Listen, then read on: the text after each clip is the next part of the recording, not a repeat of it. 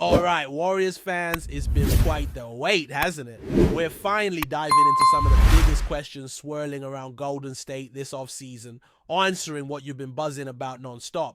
The biggest topic on everyone's mind, will the Warriors bring in a true center? And what about Jonathan Kuminga? Will he still be part of the team moving forward? Or is his chapter in Golden State coming to an end? At the time of this recording, there's still no concrete answer about Kuminga's future.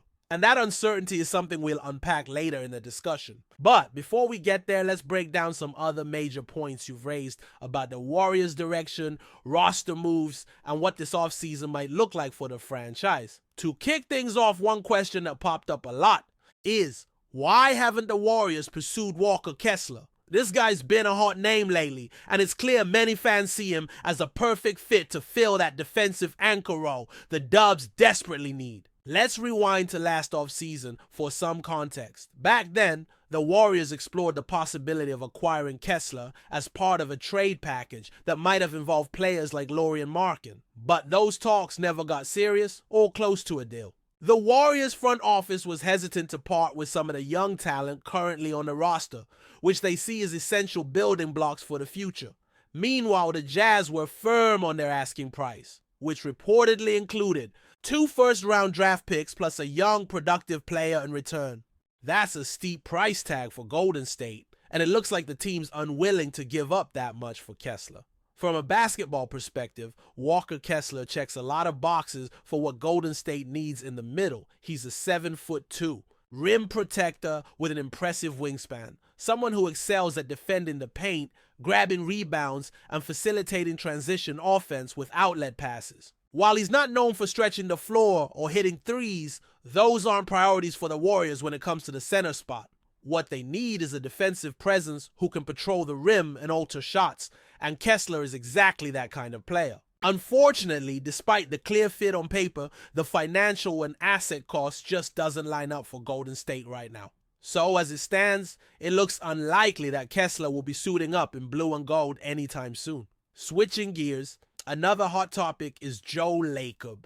Yes, the Warriors owner has been under fire from fans frustrated with the team's trajectory. There's been a lot of chatter about whether it's time to move on from Lacob or shake up the leadership, but the reality is a bit more complex. Lacob was the driving force behind the attempt to bring Kevin Durant to the Bay Area, which ultimately reshaped the team's championship window. While that didn't pan out perfectly in the long run, he did back the front office's decision to acquire Jimmy Butler last season, a move designed to keep Golden State competitive as Steph Curry, Draymond Green, and the rest of the core continue to age. That said, many critics argue that Lacob's two-timeline approach has hampered the Warriors' chances of sustained success.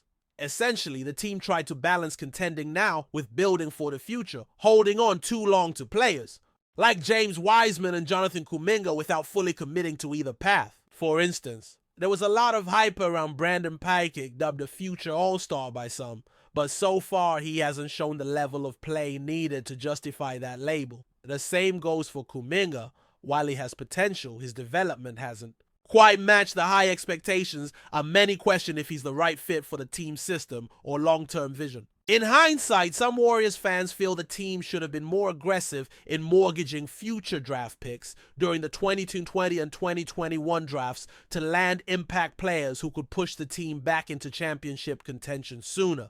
Instead, Golden State now finds itself stuck in limbo, good enough to make noise, but not quite built to win another title. The hope is that moving forward, the front office will adjust its strategy and make the moves necessary to get the team back on track. Now, speaking of roster needs, one fan asked a straightforward but crucial question. Can the Warriors get a center? It might sound like a no-brainer, but when you dig into the details, the situation is complicated. The Warriors have struggled to defend the paint consistently, and getting beat inside has been a recurring issue that no one wants to ignore. Are they going to land a true star-level center? That seems unlikely at this point. There have been whispers about mid-tier players who could fill the role. Guys like Hayaka Pearl, who just signed a big deal with Toronto, or Brook Lopez-type veterans who could provide stability without breaking the bank. Even Kessler was on some wish list before things cooled down. At this moment, the Warriors' strategy appears to be centered around patience and development rather than big splash signings. The team hasn't made any major moves yet, but reports suggest there is a plan in motion. It likely involves Al Horford, a seasoned veteran who's been linked to the Warriors throughout the offseason. While Horford's status isn't fully confirmed, the general belief across the league is that he could either sign with Golden State or decide to retire. Alongside him, the Warriors are putting a lot of faith in Quinn Post, their second-year center who was a late pick in the 2024 draft. Post earned a standard contract after some promising performances toward the end of last season, stepping into the rotation after the Butler trade. What's interesting about Quinn Post is his confidence and willingness to shoot threes, a rare trait for a big man. Steph Curry apparently gave him the green light to let it fly from deep spots, which shows a level of trust from the team's star. That said, Post still has areas to improve, especially on defense and finishing around the rim. The front office seems committed to developing him over the long haul, hoping he can grow into a reliable starter. Given how few high-quality centers are available on the market right now, it makes sense for Golden State to focus on nurturing their own talent instead of reaching for expensive free agents. Another frequently asked question revolves around Steve Kerr's coaching. Some fans have called for Kerr's firing, but honestly, that debate feels like barking up the wrong tree. Kerr is widely respected for his ability to manage the unique personalities on the Warriors roster, especially players like Draymond Green, who can be a handful to control. His offensive system revolves around Steph Curry's shooting and playmaking skills, which has proven to be incredibly effective over the years.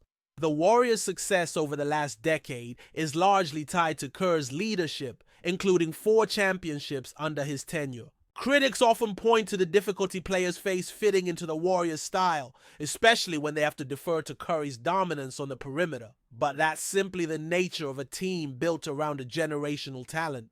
Yes, it can be frustrating for role players who want to assert themselves more, but winning basketball often requires sacrifices and sticking to a system. The real issue for Golden State is not the coaching philosophy, but rather the roster construction, finding players who can create their own offense when defenses focus all their attention on Steph. Kerr has proven he can adapt and get the best out of his team, so unless the Warriors front office has a better option lined up, it makes sense to keep faith in him. Of course, the question of big trades and potential superstar acquisitions is always on the table. Could Golden State swing a deal for Giannis Antetokounmpo or another star? While it's tempting to dream about landing a player of Giannis's caliber, the reality is that Milwaukee isn't showing any signs of wanting to trade him. They've made moves to keep their core intact, re-signing key players and maintaining a competitive roster around him. Even if Giannis wanted out, the Bucks would demand a tremendous haul in return, far beyond what Golden State's assets can realistically match. That doesn't mean the Warriors wouldn't be interested in trading for a superstar if the opportunity arose. They have valuable draft capital and some sizable contracts that could be used in a trade. Swapping players like LeBron James or Jimmy Butler might be theoretically possible, but these kinds of blockbuster deals rarely come together easily, especially involving the league's elite stars. So for now, the idea of Giannis or someone of that magnitude coming to Golden State remains firmly in the realm of speculation and wishful thinking. Finally, let's circle back to Jonathan Kuminga's contract situation and his value. Fans have been debating what he's truly worth in terms of salary and long-term potential. To be clear, Kuminga has yet to make a decision on his future, and the Warriors haven't finalized their plans regarding him or any possible trade partners. From my perspective, Kuminga's game hasn't consistently shown the kind of impact that would justify a max-level deal. He's a talented young player, but hasn't proven to be a true difference maker on a championship contending team yet. Before we continue, make sure to leave a like and subscribe to the channel so you won't miss any exclusive Dubs updates. Let's keep going.